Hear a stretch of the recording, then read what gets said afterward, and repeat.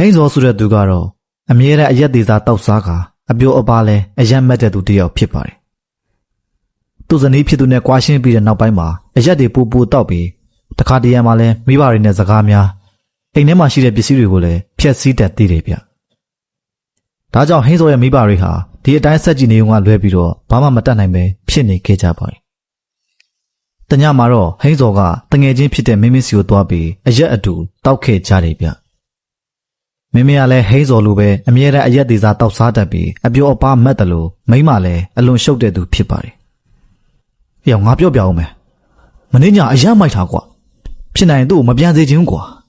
မင်းဆွဲလန်းသွားပြီမလား။ဒါနဲ့မင်းကသူ့ကိုဘာမှတော့တွေ့ခဲ့တာလဲ။ငါတို့ရွာရဲ့ဈေးထဲမှာတွေ့ခဲ့တာကွာ။သူ့ကိုတော့တခါမှတော့မမြင်ဘူး။သူ့ပုံစံလေးကချစ်စရာလေးမို့လို့ငါလည်းနည်းနည်းပါးပါးစကားတော့ပြောကြည့်လိုက်တာ။အဲ့ဒါနဲ့ငါနောက်ကိုပါလာတော့တာဟောင်း။ဟာငါတကယ်ကြီးတဲဟုတ်လာပါလားညနေလာတော့ဟိန်းစောမင်းကိုနှုတ်ဆက်ခါအိမ်ကိုပြန်ခဲ့ပါတယ်ဒါပေမဲ့အရက်တောက်ထားတဲ့အတွက်ဆိုင်ကယ်ကိုအသေးအချာမမောင်းနိုင်ပဲဖြစ်နေခဲ့တယ်ဗျတနေရာအရောက်မှာတော့မောင်းလာတဲ့ဆိုင်ကယ်ကမထင်မှတ်ပဲလမ်းဘေးကတစ်ပင်ကိုဝင်တိုက်မိကနေရာမှာပဲတေဆုံးသွားခဲ့ရပါတယ်မနက်မိုးလင်းတော့အဲ့အနီးနာရွာသူရွာသားတွေကအသက်မဲ့နေတဲ့ဟိန်းစောရဲ့ခန္ဓာကိုယ်ကိုတွေးရှိသွားခဲ့ကြတယ်ဗျဘသူသားသမီးလည်းမသိဘူးလေဒီလိုလမ်းမေးမှာအသေးစိုးနဲ့တည်ရတာကောင်းရမွန်ရရောက်ပါစေကွယ်ဟိန်းစောနဲ့တရွာထဲနေထိုင်တဲ့ဒေါ်မြတ်ကဟိန်းစောလမ်းဘေးမှာတေဆုံးနေတာကိုတွေ့လိုက်တော့ဟိန်းစောရဲ့မိဘတွေစီကိုပြေးသွားပြီးသူတို့သားဖြစ်သူလမ်းမှာတေဆုံးနေတာကိုအကြောင်းကြားခဲ့ပါတယ်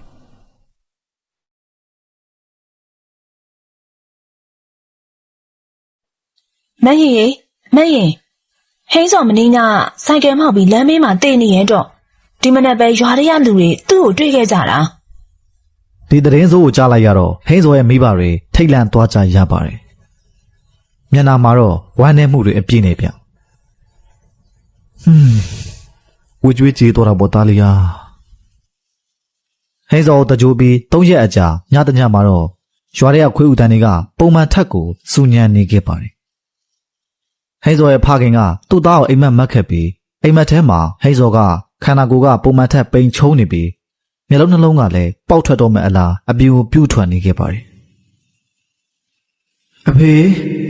အမေကျွန်တော်ကိုကယ်ပါဦးဗျာကျွန်တော်ဗိုက်စားတယ်ချမ်းတယ်ကျွန်တော်ကိုကယ်ပါဦးဗျာဒီလိုနဲ့ဥမောင်ထူးအိယာကနေလန့်နိုးလာခဲ့တယ်ဗျဟေးဘာဖြစ်လို့လဲကျုပ်သားလေးကိုအိမ်မက်ထားအိမ်မက်ထဲမှာကျုပ်တို့သားလေးဒုက္ခရောက်နေတယ်တဲ့အမေကျမတို့သားလေးကကောင်းရမှုကရောက်သွားပါပြီသူ့ကိုစိတ်မပူပါနဲ့တော့ဖေးကြီးရဲ့အိပ်ပျော်အောင်ဆက်အိမ်နော်မနေ့ရောက်တော့ဟိန်းစောမိဘတွေကရွာဖုံးကျောင်းမှာဟိန်းစောအတွက်အလူအတန်းပြုတ်လုပ်ပေးပြီးသူတို့သားလေးတည်ဆုံးခဲ့တဲ့နေရာကိုတွားခဲ့ကြပါတယ်သားလေးအမေတို့သားလေးအတွက်အလူတန်းလုပ်ပေးခဲ့တယ်နော်အမေသားလေးကောင်းဝမှုကိုရောက်နိုင်ပါစေကွယ်အဖေနဲ့မေကိုစိတ်ချနော်အမေတို့စိတ်မပူနဲ့စိတ်ဖြောက်ပြောက်သွားပါကွယ်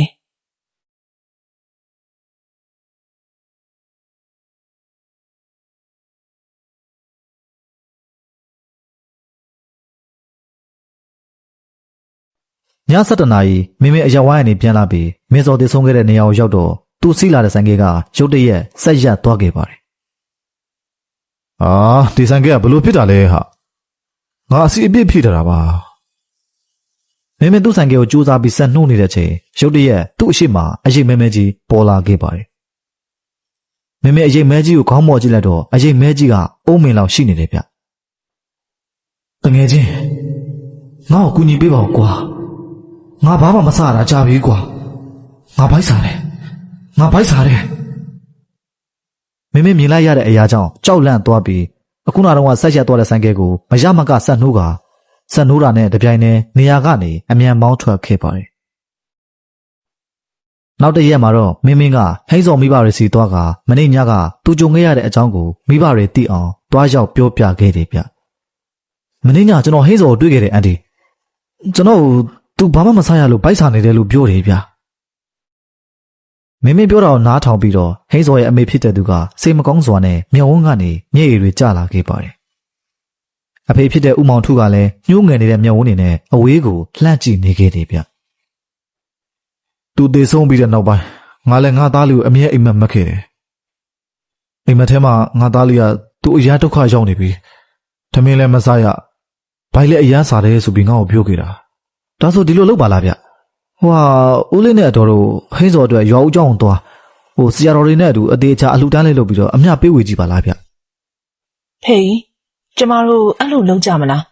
ကျမရဲ့သားလေးကိုခုလိုမကျွတ်မလွတ်တဲ့ဘဝကိုမရောက်စေချင်ဘူးကျမသားလေးကိုကောင်းရမှုကပဲရောက်စေချင်နေရှင်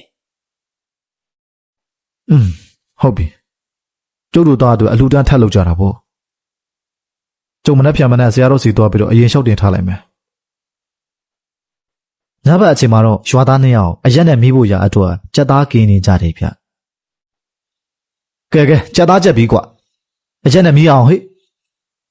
နှစ်ယောက်တည်းအခုလိုတော့တာမပြောဘူးကွာငကြောဘယ်ရောက်နေလဲမသိဘူးဒီနေ့သူလာတာမမြင်ပါလားဟာငါလည်းဘယ်သိမလဲကွာဒါဆိုလည်းငါတို့နဲ့အတူလာတော့ဖို့မကြောငါတော့ခေါ်လိုက်အောင်မရ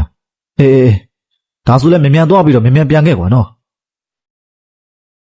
ဝန်လိုင်းတယောက်တည်းငကြောကိုသွားခေါ်ဖို့ထွက်လာတဲ့အချိန်မှာလေအေးတိုက်ခတ်လာပြီးလေတိုက်တန်နဲ့အတူမသေးကွဲတဲ့စကားပြောတန်ကိုလည်းနားနှစ်ဖက်ကနေတိုးညင်းစွာကြားလိုက်ရပါတယ်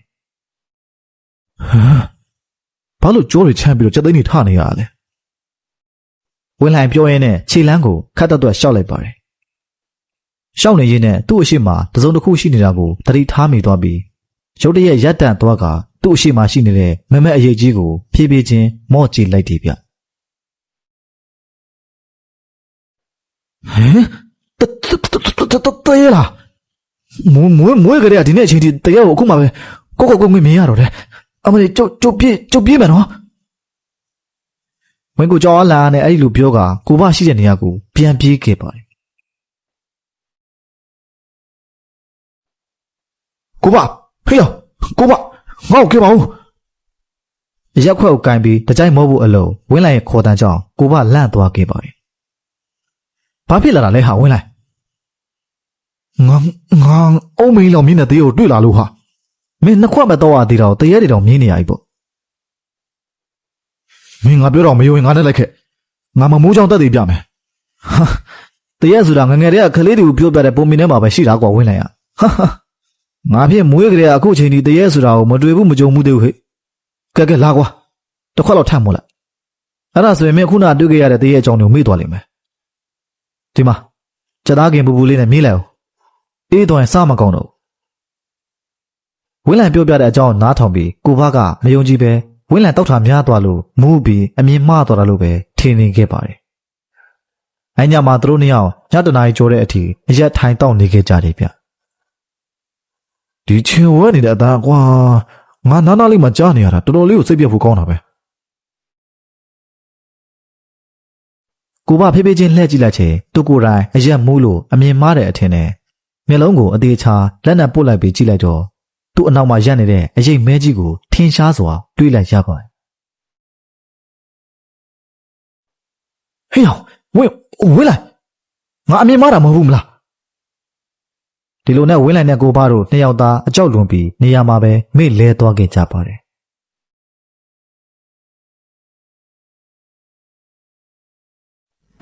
မနက်မိုးတောက်ရန်ရောက်တော့ဒေါ်ရင်နဲ့ဦးမောင်ထူတို့အဝတ်ဖြူကိုဝတ်ဆင်က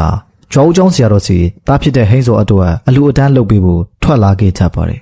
။ကျောင်းဆောင်ရဲ့အထက်မှာတိတ်ဆိတ်စွာထိုင်ပြီးတရားမှတ်နေတဲ့ဆရာတော်ကြီးကိုတွေ့လိုက်ရတော့ဦးသုံးချိန်ချလိုက်ကြတယ်ဗျ။ဆရာတော်ဖေဟာဒီနေ့တပည့်တော်တို့တေဆုံးသွားတဲ့သားလေးအတွက်အလူအတန်းလုပ်ပေးပြီးတော့ရေစက်ချအမြပေးဝေခြင်းလို့ပါဖေ။တပည့်တော်သားလေးကအသေးဆုံးနဲ့တေဆုံးသွားခဲ့တော့အဲ့နေရာမှာပဲရှိနေပြီ။ဘဝကူမကောင်းပါဆိုရင်လို့သားလေးဘဝကူကောင်းအောင်လုပ်ပေးချင်တာပါဖေ။တပည့်တော်မှလည်းတားလေးကအစားမစားလို့ဖိုက်စားတဲ့အကြောင်းနဲ့တားလေးကအဲ့ဒီနေရာမှာပဲရှိနေပြီးတော့သူပဲမှမသွားရတဲ့အကြောင်းနဲ့အမြဲအိမ်မက်မက်နေတော့တပည့်တော်မှတားလေးအတွက်တော်တော်လေးစိတ်မကောင်းဖြစ်ရပါတယ်ဖေ။တခါတလေကြာရင်ဦးစင်းတို့ဒီဘဝမှာပြုလုပ်ခဲ့တဲ့မကောင်းမှုတွေအကျိုးကြောင့်သေဆုံးသွားတဲ့အချိန်မှာဘဝတက်ကိုမကူးပြောနိုင်ပဲအခုလိုဒုက္ခတွေခံကြရတတ်တယ်။ဒီနေ့တကားကြီးတို့ရဲ့သားလေးအတွက်ဦးစင်းတို့ရေစက်ချအမြပေးဝေမယ် ရေသက်ချအမျှပေးဝေတဲ့အချိန်မှာတကားကြီးတို့နှစ်ယောက်ရဲ့စိတ်ကိုတင်းငြိမ်အောင်ထားပါအာယုန်တွေကိုမပြန့်စေပဲစူးစီးထားပြီးတားဖြစ်သူယေရှုရေသက်ချအမျှဝေပေးပါ ကျေးဇူးတန်ထွက်ပေါ်လာခဲ့တာနဲ့ကျောင်းထဲမှာရှိနေကြတဲ့သူတွေအားလုံးဟာလည်းဖျားစာတွေရွတ်ဆိုကြကတေဆုံးသူဟိန်းစောအတွက်ရေသက်ချအမျှဝေပေးခဲ့ကြပါတယ်အမျှဝေပြီးသွားကြတဲ့အချိန်မှာတော့ရွာသားတွေကဥမောင်ထုနဲ့ဒေါ်ရင်တို့ကိုကြည့်ပြီးတနာဂယုနာတတ်မိခဲ့ကြတယ်ဗျဟိန်းစောအသက်ရှိစဉ်တုန်းကမိဘနှစ်ပါးကိုဘာမှမကူညီပဲအမြဲတမ်းအရက်သေးစားတောက်စားမှုရခါမိဘတွေကိုစိတ်ဒုက္ခပေးနေတာကိုလည်းတရွာလုံးကမြင်ကြသိကြတာပေါ့ ဒီနေ့ပြုလုပ်ကြတဲ့ကောင်းမှုကုသိုလ်တွေအားလုံးဒီနားတစ်ဝိုက်မှာရှိနေကြတဲ့မကြွမလွတ်နိုင်သေးတဲ့သူတွေအားလုံးအမျှပေးဝေပါတယ်ပြုလုပ်ပြီးတဲ့ကောင်းမှုကုသိုလ်တာတို့ခေါ်ကြပြီး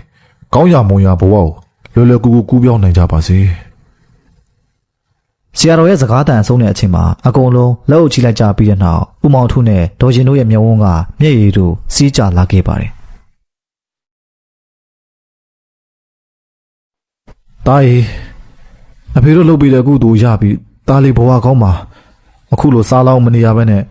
ကောင်းကောင်းမွန်မွန်နေနိုင်ပါစေတားလေး အဲ့အချိန်မှာကျောင်းဝေယဝိစာတွေလုပ်ပြီးနေတဲ့မောင်ကောင်းကကျောင်းဆောင်သားနဲ့မနီးမဝေးနာကအပင်ဘေးမှာရပ်နေတဲ့အရေးမဲကြီးကိုတွေးလိုက်ရပြီး